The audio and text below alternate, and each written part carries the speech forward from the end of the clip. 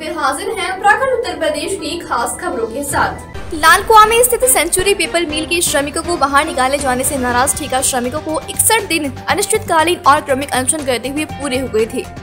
वहीं ठेका श्रमिकों का आरोप है कि मिल मैनेजमेंट द्वारा उन्हें अभी तक न्याय नहीं दिया गया है। अब लगातार इतने दिनों से बेरोजगारी और बढ़ती महंगाई के चलते उनको आगे रोजी रोटी का संकट गहरा होने लगा है। इस कारण श्रमिक 26 सितंबर से आमरण अनशन पर बैठ चुके हैं। अब जब तक उन्हें न्याय नहीं मिलेगा तब तक वह भूख हड़ताल पर रहेंगे। वहीं भूख हड़ताल कर रहे श्रमिकों ने तहसीलदार मजिस्ट्रेट के माध्यम से जिलाधिकारी को ज्ञापन देकर पूरे प्रकरण के बारे में उन्हें बताया है। साथ ही मांगों को मिल द्वारा न मानने की बात से भी अवगत कराया है।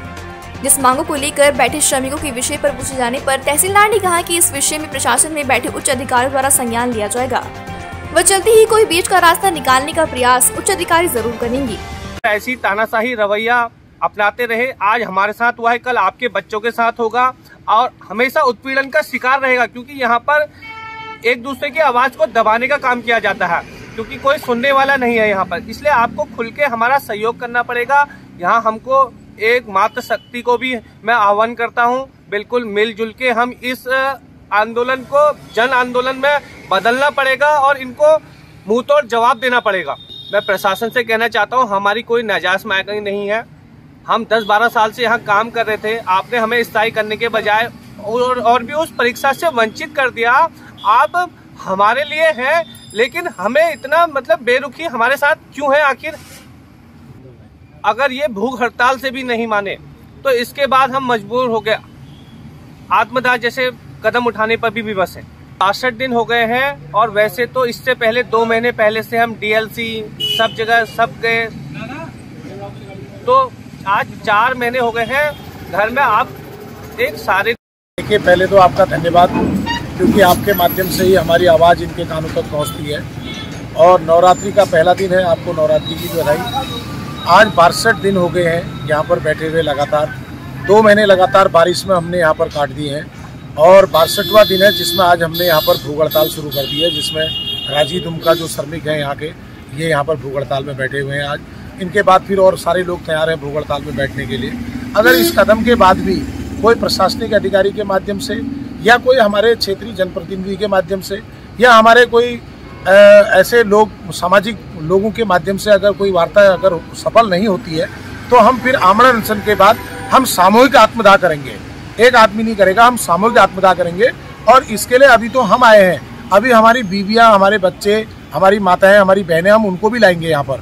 और उसके बाद ये प्रबंधन इस गलतफहमी में ना रहे कि ये जो अपने दलालों को, अपने चमचों को और जो हमारे जनप्रतिनिधि इनके गोद में बैठ गए हैं, जो चुनाव से पहले बड़ी बड़ी घोषणाएं बेरोजगारों के लिए करते थे और आज इनके गोद में जाके बैठ गए हैं, उनको भी मैं चेताना चाहता हूं आपके माध्यम से।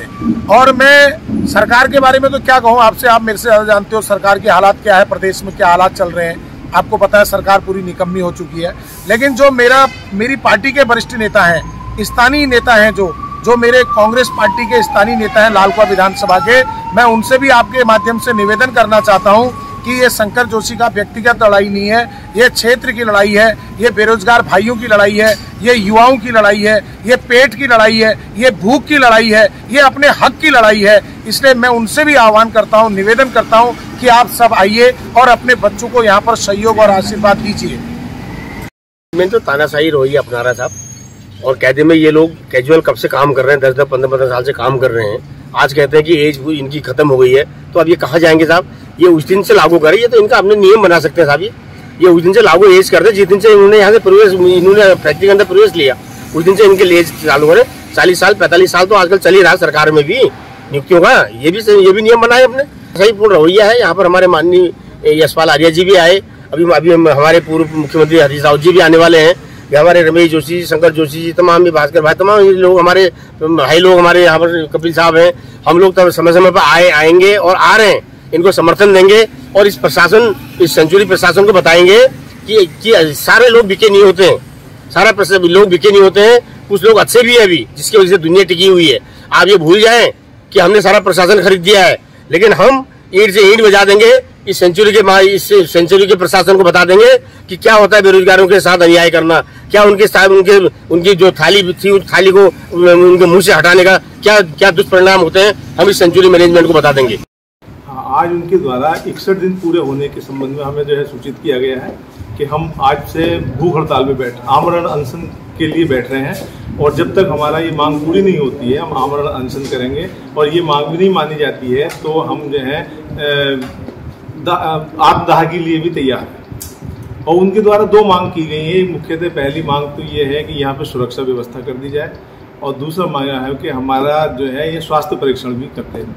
तो हमारे द्वारा ऐसे लेटर बन के चला गया है और उच्च अधिकारियों को हमारे द्वारा भेज दिया गया है कि इनका स्वास्थ्य परीक्षण भी होता रहे और इनके सुरक्षा की भी जो है वो कर दिया जाए। जो भी चीज़ है ये उच्च अधिकारी का है। हमारा काम यहाँ से लेने के बाद ज्ञापन लेने के बाद उच्च अधिकारियों की सेवा में भेज देना है।